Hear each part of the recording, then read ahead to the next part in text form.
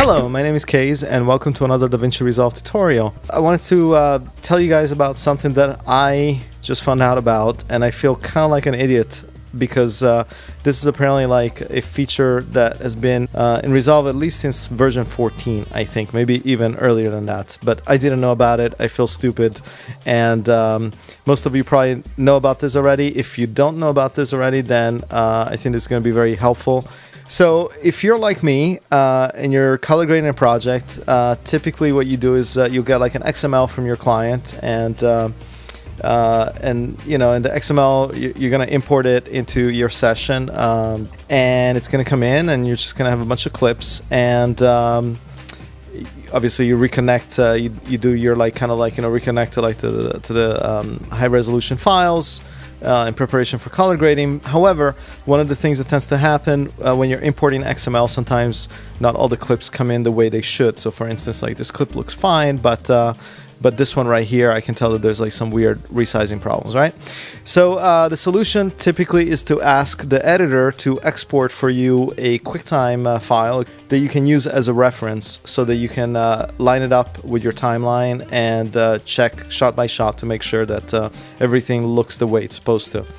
Now, the way I've been doing that until now, until literally today, was quite simply to go in my media file and import, let's see here, this project contains the reference QuickTime. So the way I've been doing it until now is simply to go, you know, find the reference QuickTime, drag it into my bin, and then come into the edit, add another video track, and then go into like the reference file and bring that into my timeline and line it up with the start of the session, which in this particular case the timeline starts at 1 hour. And then what I normally do is I go through and I'll just literally like kind of disable and enable the reference file just to make sure that all the shots are the way they're supposed to be. In this case, as you can see, like whatever came into the timeline has been downsized, so I need to fix that. Another way of doing it is to simply take your reference timeline and go into the inspector and reduce the opacity to something like 50%, and then kind of once again go through shot by shot, and you'll see like, oh, okay, you know, I need to fix this shot, so let me go here and fix the sizing. So that's been the way that I've been doing this, and it works, but it's also somewhat clunky and not the most efficient way of doing things. So what I didn't know is that Resolve actually has a really great way of tackling these types of reconforming issues. So let's get rid of this guy and go back into the media folder. I'm just actually going to get rid of this clip completely. So what I didn't know is that if you right click on it, there's an option here to actually add, you can add it into the media pool, but you can also add it as an offline reference clip. And this is what I didn't know about. And this is really, really cool. So when I click on this button, what happens is that the clip gets brought into my media pool, and it has like this little icon here. Almost looks like one of those kind of like alpha type alpha channel icons. Okay. What this means is that this is only a reference file, so you can't really use this for anything else. As a matter of fact, if I go in my edit page and I click on my reference file and drag it into my timeline, it won't recognize it. It will play back here, but it won't actually allow me to do anything with this particular clip. So how do I use this? This is actually really, really cool. So what I do is you go into your imported timeline, which in this case it's this XML file, and you right click on it, and what you do is you want to say under the timelines submenu, you want to say that you want to link with an offline reference clip. Okay, you want to link offline reference clip, and in this case it gives you an option, and I'm like, hey, look at that, it's right here. Resolve knows that this is what I imported as an offline reference clip, so I say okay. And here's the cool part. Now what I can do in my main program viewer here, I can actually right click and I can choose, I have all these different ways of looking at my reference. So for instance, I can do like a vertical wipe, and in this top part I would have the reference clip. Now what's happening here? Why is Resolve giving me an error? It says media offline, so this is a bit of a problem. Okay, so this is what's happening. My timeline, the XML timeline that came in, actually starts a little bit before 1 hour, as it should. It starts at 00:59:50:00. Okay. The problem is that like the QuickTime that the editor exported starts right away.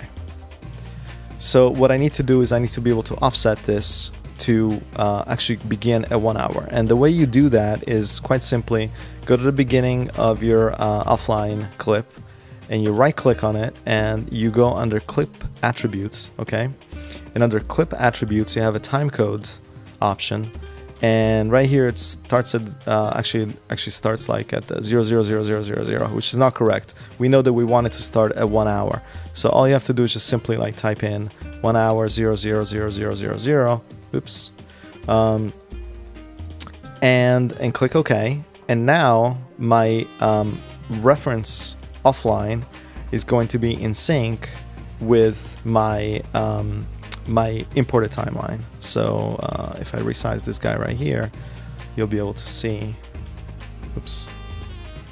So now actually it's showing me that the shots are actually matching. Another way that you can look at this is you can actually change your your clip window. You can change it from showing the source to actually showing the offline. So now what I can do is I can disable, I can say no wipe here and just kind of play my timeline, and you'll see that it will play both. And this is like a really quick and easy way to be able to say, okay, the clips are matching. So you have an option, like you have like the vertical wipe. So this would be like the reference offline, and this would be my actual footage. You can do an horizontal wipe if you prefer that. You can do a mix wipe, which is not super useful. This is a little bit like similar to doing the opacity, like the 50% opacity that I showed before. But here's you can do a box, which you can actually resize. Once again, this is my actual XML imported timeline, the online, and this is the offline reference. But the one that looks really useful is actually this mode that says difference, and what it does, it actually kind of puts the offline reference in difference mix mode. And what you can see here is, for instance, let me offset this intentionally, and you'll see that when the clip is correct, basically should look like this. But if I offset the clip, then you'll see that it starts getting progressively more and more wacky looking. And this is another great way to say, okay, this clip is off, and I need to kind of line it up frame by frame until it's just perfect. And now you know that it's actually locked in. So anyway, this is kind of like a great way of tackling reconforming issues, and I can't believe that I only found out about this literally the other day after like many years of using Resolve, and it's going to save me a lot of time, and I think it makes the whole reconforming process that much simpler. So I hope it helps some of you, and once again, this is Case. Thank you very much for watching this tutorial, and see you next time.